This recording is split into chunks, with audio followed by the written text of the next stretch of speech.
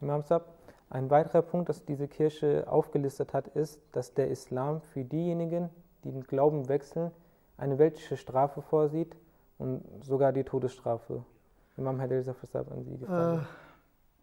Meiner Meinung nach, es gibt keine Strafe für diejenigen, die eine Religion wechseln.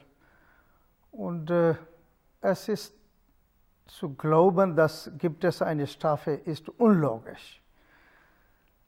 Koran hat kategorisch gesagt, ich zitiere, La ikraha fid din, es soll kein Zwang sein im Glauben. Es gibt keinen Zwang für jemanden, der den Islam annehmen will. Und es gibt auch keinen Zwang, wenn er diese Religion verlässt. Und solch eine Strafe zum Beispiel, für Religion zu wechseln, gibt es von den Gegnern der Religionen, nicht nur von, zum Beispiel, ich zitiere in der Zeit von Prophet Nuh, seine Volk sagte, sie sprachen, wenn du nicht ablässest, o Nuh, so wirst du sicherlich gesteinigt werden. Also seine Gegner haben für ihn also, wenn er seine Glaube nicht verlässt, dann eine Strafe also vorgeschlagen. Aber im Islam kann ich sagen, auch in keiner Religion eine Strafe gibt für denjenigen, die eine Religion wechseln.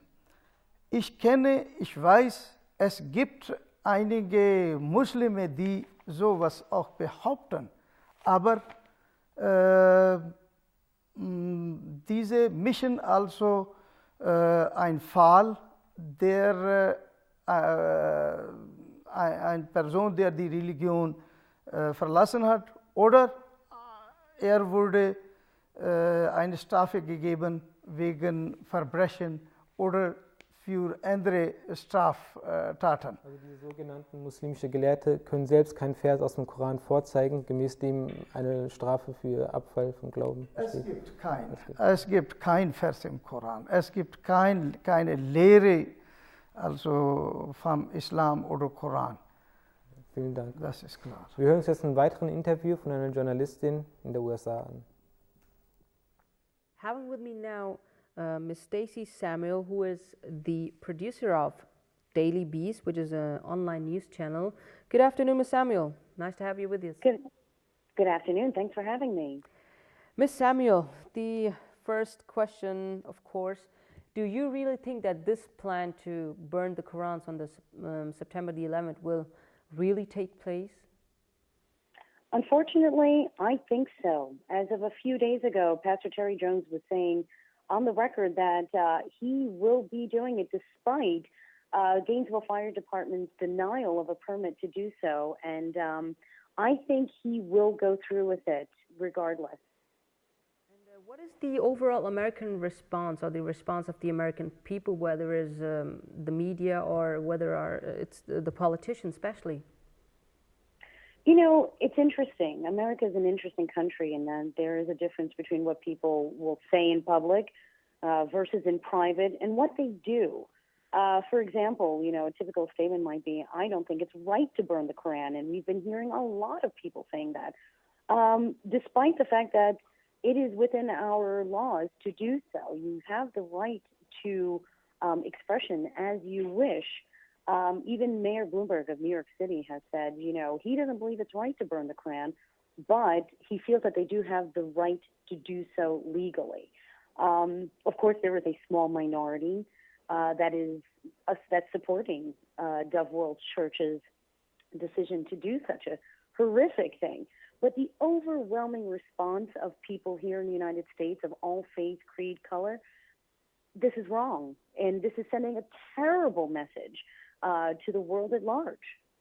But there are also some pros who support this action. There is a community which is close related to the Dove World Outreach, which say that actually the liberal media is using the stories of Terry Jones to distract, divide, and enrage the public. But actually it's the other way around. It is Terry Jones who is distracting and dividing. What do you think about this issue? Well, I will have to agree with you. I think Pastor Jones has created this controversy as a stunt. I really think this campaign that he began over a year ago is really to attract media attention. There is, unfortunately, always going to be a small group who are going to support this sort of ignorant behavior. Naturally, it is, it feeds right into a lot of, negative political sentiment that has been generated here in the United States over the last few years, playing on the fears of people who are xenophobic, who are usually typically ill-educated and poorly exposed and know nothing about any cultures or religions outside of their own.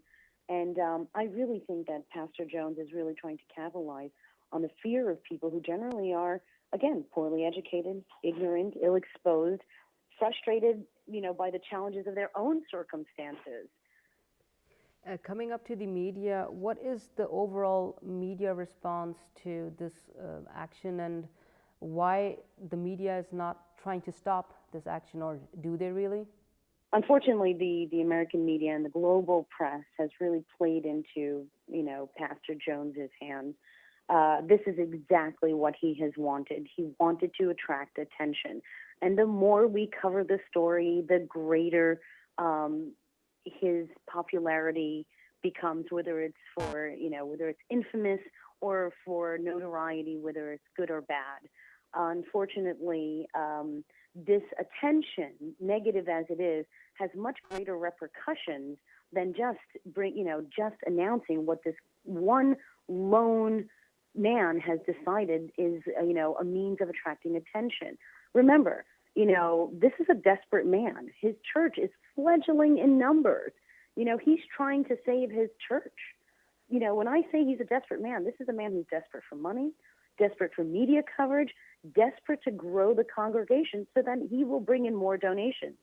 He has been in debt on his church for some time, and this is his means of getting a word out there to try to find those people who are equally as xenophobic and fear-mongering as he is.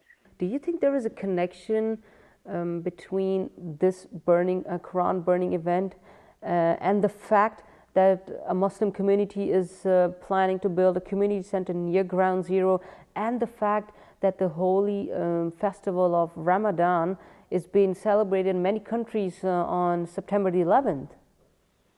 I will say that it isn't a coincidence. I definitely think that the timing of the controversy over the Islamic Community Center here in New York City is timed very well for Pastor Jones. I think he saw that as an opportunity to build on the anti-Islamic sentiment that has been surfacing and unfortunately growing here in the United States. I do think, for his particular cause, as sinister as it may be, I think that the fact that Eid falls on or around the same time, as well as September 11th, is just lucky timing for his ill-conceived campaign.